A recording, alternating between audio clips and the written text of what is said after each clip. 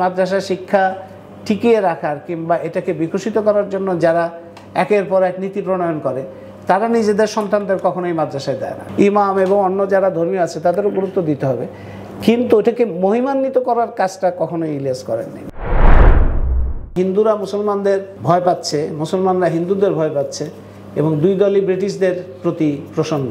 ব্রিটিশরা সেখানে সম্পূর্ণ নিরাপদ। এটা হচ্ছে ভারত ভাগের সময়কার সবচেয়ে ট্র্যাজিক একটা চিত্র।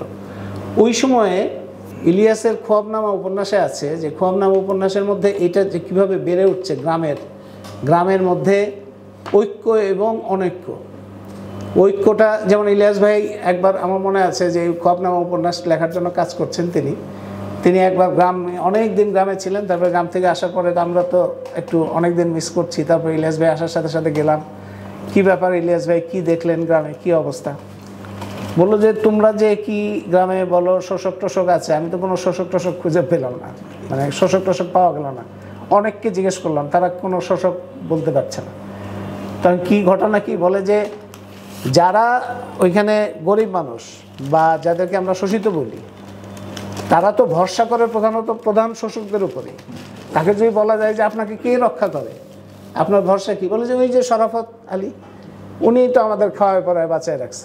তো তার ফলে এই যে শোষক শোষিত, এইটা শোষিত তো শোষককে সে নিজের অবিচ্ছেদ্য অঙ্গ বলে মনে করছে এবং তার রক্ষাকর্তা বলে মনে করে, এবং শোষকও তাকে এইখানে খোয়াবনামার মধ্যে হিসাব টিসাব আছে যে কিভাবে হিসাবগুলো হয়। বর্গাদার তার সব বর্গা জমি থেকে ধান নিয়ে আসছে এই জোরদারের উঠানে, সেইখানে উঠানে আসার পরে হিসাব হচ্ছে। হিসাবটা ওইখানে আমাদের যে আরেকজন কৃষক, খোয়াবনামার যে কৃষক তমিজ, সেই তমিজ তখন তমিজের ওইখানে বর্ণনা আছে। এটা ইলিয়াস ভাই একবার বলছিল না যে কী সব উপন্যাস লিখি, গল্প উপন্যাস লিখি, তার থেকে যদি চাষবাস করতাম তাইলে অন্তত একটা সৃষ্টি করা যেত। এই যে সৃষ্টির যে আনন্দটা, মানে একটা জমিতে ফসল তৈরি করা, ফসল বীজ বোনা, তারপরে ফসলটা দেখা, যে কোনো সৃষ্টির সাথে থাকাই তো একটা, ওইটার যে আনন্দটা সেটা তো একটা অসাধারণ আনন্দ। তো ইলিয়াস ওইটা লিখতে গিয়ে আরও মনে হয় ওই জায়গাটা তার কাছে অনেক বেশি খুব প্রাণবন্ত হয়েছিল যে সৃষ্টির আনন্দটা কীরকম। সেটাই বলছিলেন যে কিসব উপন্যাস লিখি, গল্প উপন্যাস লিখি, তার থেকে ওই গ্রামে ওইটার বর্ণনাটা আছে যে তুমি যে চাষ করছে সেই চাষের মধ্যে দিয়ে কীভাবে তার ভেতরের জায়গাগুলো কীভাবে তৈরি হচ্ছে। এবং সেখানে তমিজের বাপ, আপনারা তমিজের বাপের কথা শুনলেন, তমিজের বাপ একটা চরিত্র যার নাম আমরা জানি না, নাম নাই। নাম না থাকার কারণ হচ্ছে ওই নামহীন ওইটি একটা চরিত্র হিসাবে আসছে।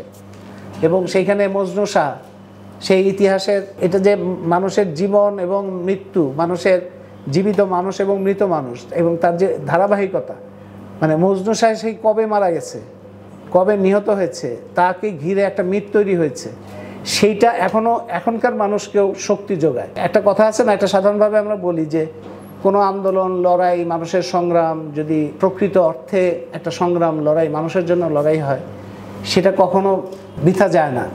এই কথাটা কিন্তু আক্ষরিক, আমরা মনে হয় যে এটা একটা আক্ষরিক কথা, কিন্তু এটা আসলে একটা শুধুমাত্র একটা বাক্য না, এটার মধ্যে একটা সেই মজনু শাহ ব্রিটিশ বিরোধী আন্দোলনে নিহত হয়েছেন, কিন্তু সেই মজনু শাহ বসে আছেন পাকুর গাছের উপরে এবং সেখান থেকে তিনি শাসন করছেন পুরাটা।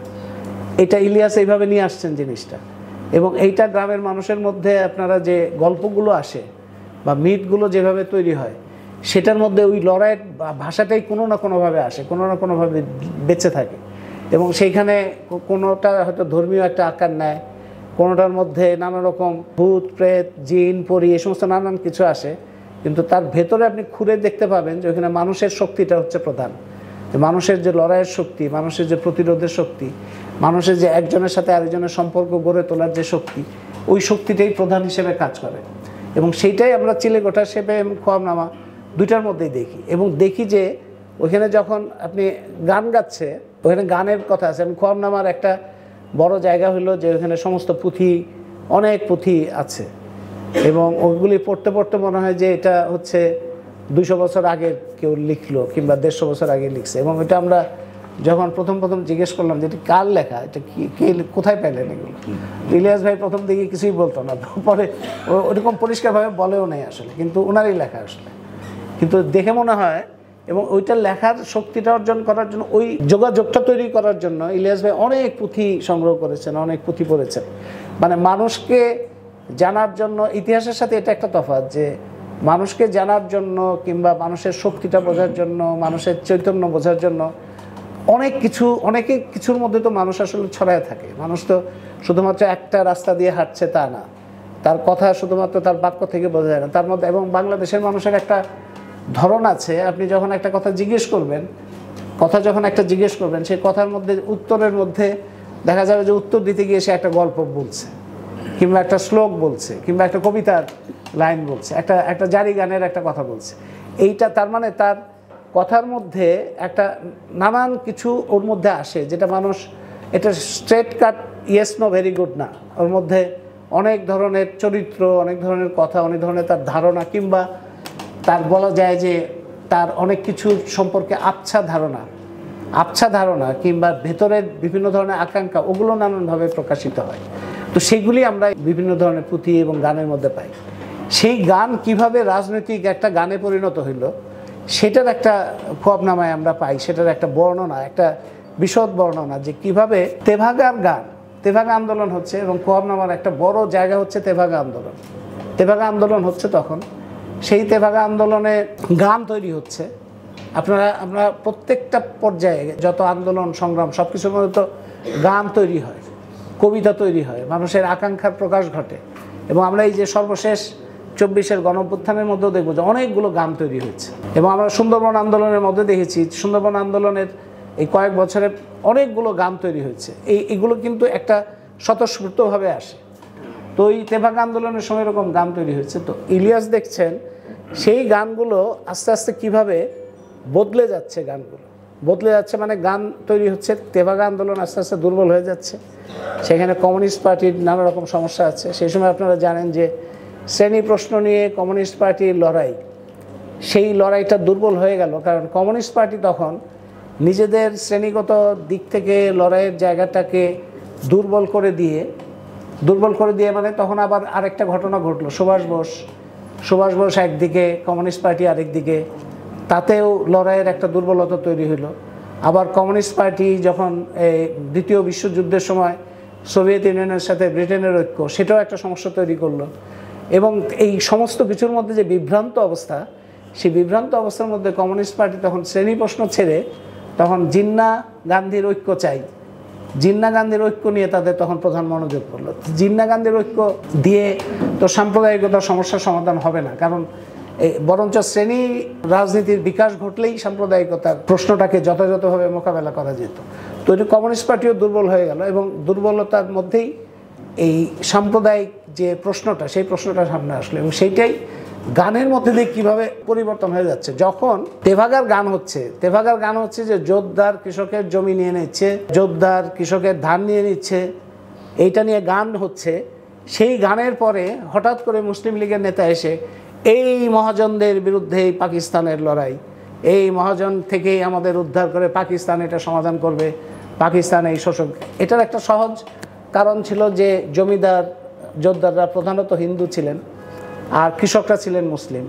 সুতরাং এইটাকে খুব সহজেই সাম্প্রদায়িক একটা চরিত্র দেওয়া খুব সহজ ছিল।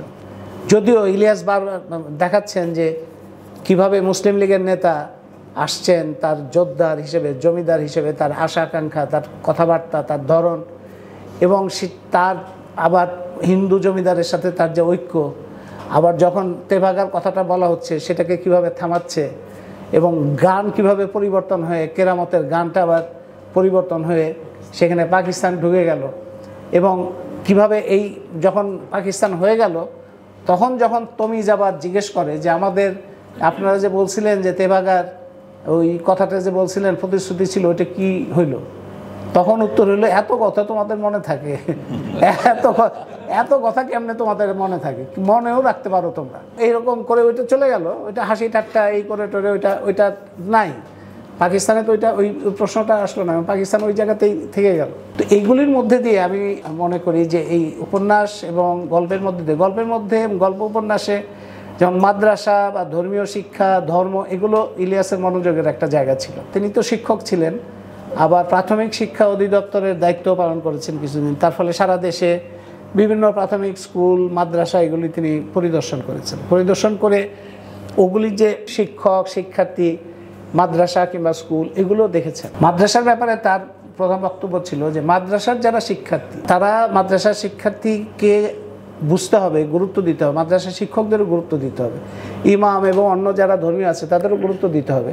কিন্তু এটাকে মহিমান্বিত করার কাজটা কখনোই ইলিয়াস করেননি। ইলিয়াস যেটা করেছেন যে কিভাবে মাদ্রাসা শিক্ষাটা কিংবা মাদ্রাসার শিক্ষার্থীরা কিভাবে শাসকদের একটা ইনস্ট্রুমেন্ট হিসেবে ব্যবহৃত হয়ে আসছে দিনের পর দিন, বছরের পর বছর, এবং যারা বলে যে মাদ্রাসা শিক্ষা টিকিয়ে রাখার কিংবা এটাকে বিকশিত করার জন্য যারা একের পর এক নীতি প্রণয়ন করে তারা নিজেদের সন্তানদের কখনোই মাদ্রাসায় দেয় না, কারণ তারা নিজেদের ক্যারিয়ার তৈরি করে আরেকভাবে, কিন্তু তারা তাদের জন্য একটা রেডিমেড রিজার্ভ ফোর্স হিসেবে তারা মাদ্রাসাকে ব্যবহার করে। এবং সেইখানে ইমাম সাহেব এবং যারা ধর্মীয় পেশাজীবী মানুষ তাদের নিয়ে ইলিয়াস ভাইয়ের গল্প আছে বেশ কিছু, এবং সেই গল্পের মধ্যে চরিত্র একটা গল্প যেমন বিশেষভাবে উল্লেখ করতে হয়, কান্না গল্পটা, যেখানে একজন ভদ্রলোক তার আত্মীয়ের কবর জিয়ারত করতে যাচ্ছেন, সেখানে একজন হুজুর আছেন যার দায়িত্ব হচ্ছে ওখানে দোয়া পড়াটা হচ্ছে তার দায়িত্ব,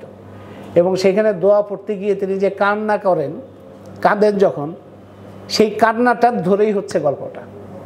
এবং সেই কান্নার পেছনে এই কান্নাটা কি কান্না, এই কান্না কি একটা কৃত্রিম কান্না, নাকি এই কান্নাটা আসলে ওই যে কবরে যিনি শায়িত আছেন তার প্রতি সহানুভূতি থেকে কান্না, নাকি তার জীবনের যে নিষ্ঠুরতা, যে নিষ্ঠুর জীবনের মধ্যে তিনি নিজে আছেন। ওই হুজুর তার জীবন তো খুব সহজ না, খুব সরল জীবন না এবং সচ্ছল জীবন না, তাকে অনেক স্ট্রাগল করতে হয়, তার ছেলে মেয়ে তার বউ দূরে থাকে, তাদের আয় অনেক কম, তাদের নিরাপত্তা নাই, এবং তাদের জীবনের অনেক রকম কষ্ট আছে যেগুলি তারা শেয়ার করতে পারে না, এবং তাদের নির্ভরশীল থাকতে হয় অনেক সব বিত্তবান লোকজনদের উপরে। এই যে নির্ভরশীলতা, এই নির্ভরশীলতার কারণে তার মধ্যে যে অসহায়ত্ব, সেই অসহায়ত্বের প্রকাশ কি ওই কান্নার মধ্যে বের হয়ে আসে? এই সমস্ত প্রশ্নগুলোই আমরা দেখি যে ইলিয়াসের গল্পের মধ্যে এবং উপন্যাসের মধ্যে ঐক্য অনৈক্য, যেমন আমাদের একদিকে যেমন ঐক্য তৈরি হয়, আবার কীরকম অনৈক্য তৈরি হয়। যেমন গ্রামের মধ্যে যে একটা হিন্দু মুসলমান একটা বিভেদ তৈরি হইলো একটা পর্যায়ে গিয়ে, আবার হিন্দুদের মধ্যে বিভিন্ন জাতিভেদ আছে, বিভিন্ন কাস্ট প্রবলেম আছে, আবার মুসলমানদের মধ্যেও জেলে মাঝি কিংবা যারা তাঁতি, এদের মধ্যে যে বিভেদটা, এই বিভেদটা একেবারে পাহাড় পর্বত সমান। মাঝে এদের মধ্যে পারিবারিক সম্পর্ক, প্রেম তো প্রশ্নই আসে না, প্রেম বিয়ে এগুলোই একটা অসম্ভব ব্যাপার। তো এরা একই ধর্মের, কিন্তু তার মধ্যে আবার নানা রকম বিভেদগুলো গ্রামে কিভাবে হয়, এবং শ্রেণীর মধ্যেও এই বিভেদগুলির কারণে শ্রেণীর মধ্যে ঐক্য অনেক সময় হইতে পারে না, এবং এর মাঝখান দিয়ে সাম্প্রদায়িকতা ঢুকে যায়। তো এই জায়গাগুলো এত বিস্তৃত, এত একটা পর্যবেক্ষণের বিশাল ক্ষমতা, সৃষ্টিশীলতা এবং কল্পনা শক্তি, সেই জায়গার মধ্যে থেকে এই যে সৃষ্টির মধ্যে আমরা নিজেদের দেখি, নিজেদের শক্তি দেখি, নিজেদের সম্ভাবনা দেখি এবং নিজেদের সংকটও দেখি। এবং এই সংকটের মধ্যে দিয়ে আমরা ক্রমাগত, আমরা যখন চিলেকোঠা সেবে শেষ করি তখন দেখি যে উসমান সেই মিছিলের মধ্যে চলে গেল, যে মিছিলটা সেই কারফিউ ভঙ্গ করে যে মিছিল হচ্ছে, যেখানে বর্ণনা করছেন যে শায়েস্তা খানের 8 আনা দামের যখন চাল ছিল সেই সময়কার অভুক্ত মানুষ, মানে 8 আনা চাল তো বলা হয় যে 8 আনা দাম ছিল অনেক সস্তা, সেই সময়ের যে অভুক্ত মানুষেরা তারা আসছে, কিংবা সিপাহী বিদ্রোহের লোকেরা আসছে, অন্যান্য সমস্ত মানুষ এসে হাজির হয়েছে, কারণ সে ঘোরের মধ্যে গুলিবিদ্ধ হয়ে তার চোখের মধ্যে তার মনে হচ্ছে যে এই যে মানুষেরা, এত মানুষ জমা হয়েছে মিছিলে, এই মানুষরা তো এখনকার মানুষ হইতে পারে না, এটা তো ইতিহাসের বিভিন্ন পর্বের মানুষ, এবং বিভিন্ন পর্বের লড়াইয়ের মধ্যে যে যোগসূত্র সেটাই এই মিছিলের মধ্যে প্রকাশিত হয়। উসমান পাল্টে গিয়ে কোথায় যায়, কোন পর্যায়ে যায়, এবং হাড্ডি খিজির বুক পেতে দেয়, সে আবু সাইদের মতো বুক পেতে দিয়ে সে যে গুলিবিদ্ধ হয়, সে গুলিবিদ্ধ হওয়ার সময় তার ভেতরের যে চৈতন্যটা প্রকাশিত হয় সমস্ত কিছুর মধ্যে দিয়ে। আবার খোয়াবনামায় এসে আমরা যখন তমিজের মধ্যে কিংবা অন্যান্য যে চরিত্রগুলো, তমিজের বাপ এবং অন্যান্য চরিত্রের মধ্যে দিয়ে আমাদের জগৎটাকে দেখি, তখন ইলিয়াসকে একই সঙ্গে একজন মহান সৃষ্টিশীল ব্যক্তি, আবার একই সঙ্গে খুবই বলা যায় যে পুরো যে সমস্ত ধ্যান ধারণা চিন্তা একটা বদ্ধতা আছে সমাজের মধ্যে, সেগুলিকে ভেঙে ফেলার একটা তার যে উদ্যোগ কিংবা উদ্যম কিংবা সৃষ্টিশীলতা, সেটা আমরা দেখি। একটা শিরোনাম, একটা লেখার শিরোনাম, সেটা একটা বইয়েরও শিরোনাম ছিল। এটা হলো গদ্য, তার একটা প্রবন্ধ বই আছে, বইটার নাম হচ্ছে সংস্কৃতির ভাঙা সেতু। তো সংস্কৃতির ভাঙা সেতু এটা ছিল তার কথাবার্তা, মনোযোগ, কিংবা আমরা যখন কথাবার্তা বলতাম কিংবা তিনি যে কাজগুলো করতে চাইতেন তার একটা গুরুত্বপূর্ণ জায়গা। তিনি বলছেন যে মধ্যবিত্ত কর্মী, মধ্যবিত্ত রাজনৈতিক কর্মী, তাদের সাথে এই যে শ্রমিক শ্রেণী বা শ্রমজীবী মানুষ, তাদের মধ্যে যে সেতুটা, এটা ভাঙা কেন, এই যে সংস্কৃতির ভাঙা সেতু, এটা ছিল মনোযোগের জায়গা। তো আমি শেষ করি এটা বলে যে আমি যেটা বললাম যে ইলিয়াসের একটা কেন্দ্রীয় প্রশ্ন ছিল শ্রেণী প্রশ্নটা কিভাবে আড়াল হয়ে যাচ্ছে ধর্ম কিংবা জাতির আড়ালে। তো আমাদের দেশে তো একটা বাঙালি প্রধান না মুসলমান প্রধান এগুলো নিয়ে সংখ্যাগরিষ্ঠ, বা সারা পৃথিবীতেই সংখ্যাগরিষ্ঠের একটা রাজনীতি, একটা সংখ্যাগরিষ্ঠই নিপীড়িত, এরকম একটা অবস্থা। মানে বাংলাদেশে বাঙালি মুসলমান নিপীড়িত, ভারতে হিন্দুরা নিপীড়িত, ইউরোপে খ্রিস্টানরা নিপীড়িত বা শ্বেতাঙ্গরা নিপীড়িত, এরকম একটা জগতের মধ্যে আমরা আছি এখন, যে যারা সংখ্যাগরিষ্ঠ তারা নিপীড়িত এবং তারা সংখ্যালঘু দ্বারা নিপীড়িত হওয়ার কারণে তাদের এখন রাজনীতিটাই হচ্ছে তাদেরকে দমন করা, এরকম একটা পরিস্থিতি।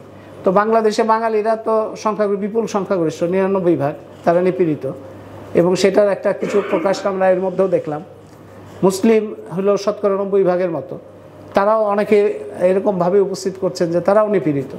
তো আসলে বাংলাদেশ হচ্ছে যারা সংখ্যাগরিষ্ঠ এবং যারা নিপীড়িত, সারা দেশের শ্রমজীবী মানুষ, শ্রমিক শ্রেণী কিংবা গ্রাম শহরের শ্রমজীবী মানুষ, যাদের কথাটাই ইলিয়াস আনতে চেয়েছেন। এবং আমি মনে করি যে ঐক্যের জায়গা যদি ওই জায়গাটায় হয়, ওই জায়গায় যে সমস্ত বিভেদ আছে, ধর্মের নামে, জাতির নামে যে সমস্ত বিভেদ আছে, অঞ্চলের নামে, সেই বিভেদ থেকে ওই জায়গাটা যদি ঐক্য তৈরি হয়, ওইখানে বাঙালি আছে, অন্যান্য জাতি আছে, ওখানে মুসলিম আছে, হিন্দু আছে, খ্রিস্টান আছে, বৌদ্ধ, সবাই আছে, ওইখানে নারী আছে, পুরুষ আছে, অন্যান্য লিঙ্গের মানুষও আছে।